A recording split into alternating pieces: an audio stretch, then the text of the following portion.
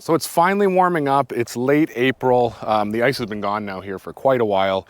This is my true watercolor. I haven't thrown a pack of that blue dye in since last fall. So it's been months and months and months. And this is my water right out of the pond, nothing added to it. I mean, that's more than good, and I may be pushing it a little bit, trying to get it even better than that. I get a lot of comments when I talk negatively about green, chunky, gross water, and people point that out that it's actually healthy for a pond, and they're totally, absolutely right. That is correct. If you're watching this small pond channel on YouTube, you've probably seen the biggest and the best pond channel on YouTube, and he's got a giant pond and he's got just a fish factory, and he fertilizes his pond water to get it to go green and thick and chunky, and that's just blooming that zooplankton, and it feeds the tiny little microorganisms in the pond and the small fish. But here I have a much smaller pond, and I've just decided to go a little bit different route. And if you look at this thing, I almost treat it kind of like an aquarium. So in this small pond, I have a handful of bass, literally like maybe that many. So I know them. I can almost identify them visually with where the fish tag is, the species, if it's a smallmouth or a largemouth. So I really only put 2 items in this pond. It's not juiced up, it's not all chemicaled up or anything like that. One thing I have been using, last year I used it with good results, and this year I'm gonna use it again, is this water column clarifier. So what it does is it removes nitrogen from the pond and it binds the phosphorus, however it does that. It's like a probiotic. It's a microbial, biological thing, not a chemical. So I'm going to throw some of that in the pond right now. And the only other thing I use is this pond dye, which we've been using now for a year with some good results. I just put 1 packet in. It goes by your pond size, your water volume. I just put 1 packet in, and that lasts me a month, 5 weeks, depending on the weather. And you'll just notice that you'll go back to your normal color. So that's all it is. If you want to go back to your normal color, just don't put any more in. Showed you these in the past. It's just a natural, it's like vegetable based dye colorant, and it just goes in the pond, the bag disintegrates, and you're left with a blue pond.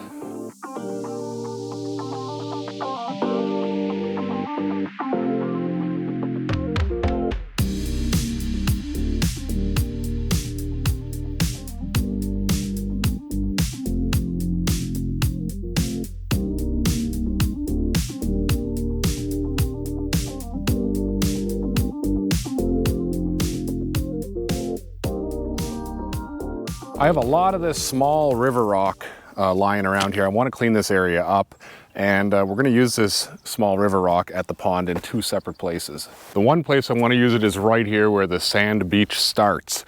I have a lot of water come down this area. This is going to be grass later on this season, but I still have to move the water to the pond, unfortunately, because it is a low spot. So I'm just going to scoop up this natural little river trail that it's made, scoop the sand out of there and put the rock in, and then that can hold everything down and the water can come in clean. And with the remainder of the rock, I'm just going to spread it down at the bottom of this little waterfall that we have made from the pipe coming off the eaves trough.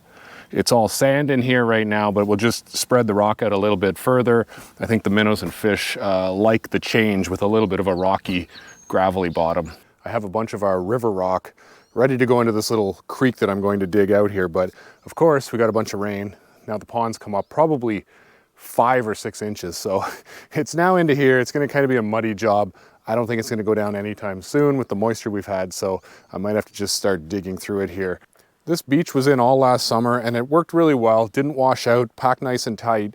But I do have this little bit of a weed growth on it. It's almost like a grass. It loves the wet sand, and I believe it's spreading from over here. I completely neglected it last year, and I want to get rid of it this spring before it really takes off.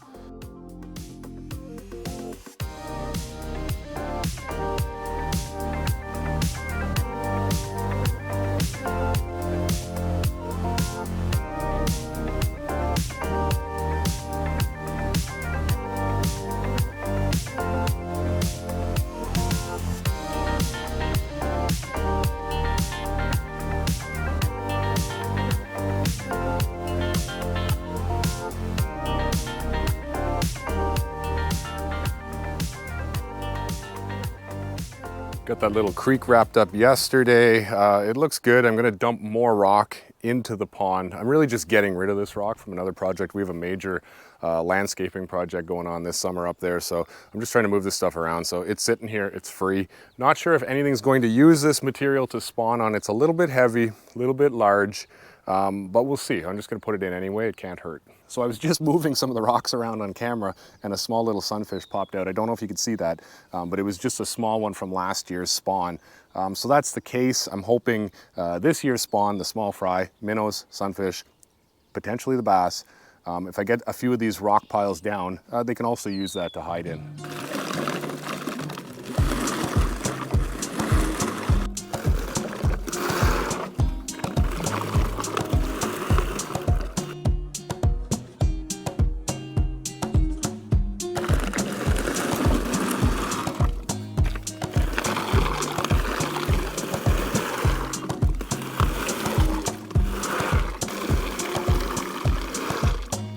That is a lot more rock there. I'm gonna take a rake, I'll push that out, spread that rock as far as I can into a large area.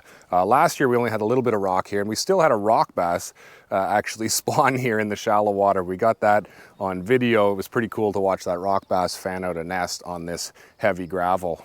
With the remaining rock, I'm going to gather that up. I'm going to take it to this end of the pond. The far end of the pond is actually shallower, and I've seen the two largemouth bass kind of paired up hanging out there when it was warmer a week and a half ago.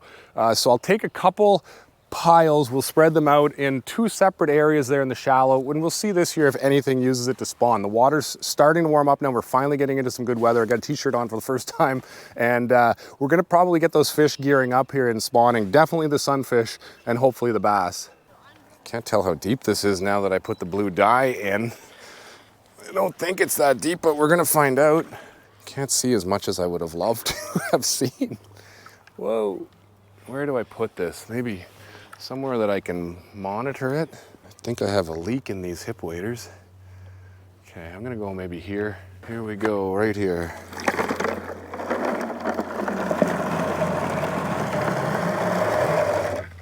There's some.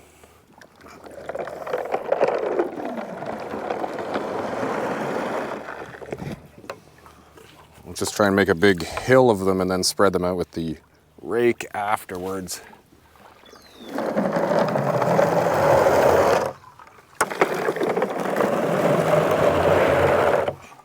All right, right here.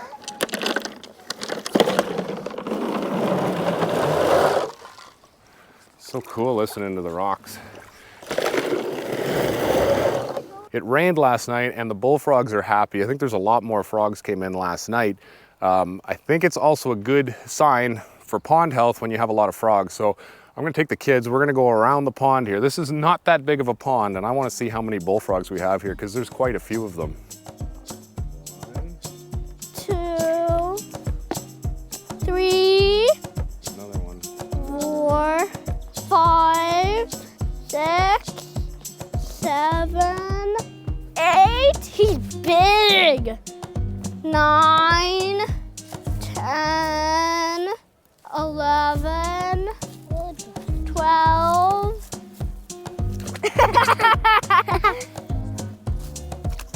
13, 14, 15, 16, 17, 17. 18, 19, 20, 21, 21. 22, 23, 23. Whoa, he scared us. 24, 20, 25. Oh. Really quick. 26, 27, 28. So 28 bullfrogs. I did not think it was going to be that high of a number, but I really have noticed a lot this year. It seems to be a good year for the frogs.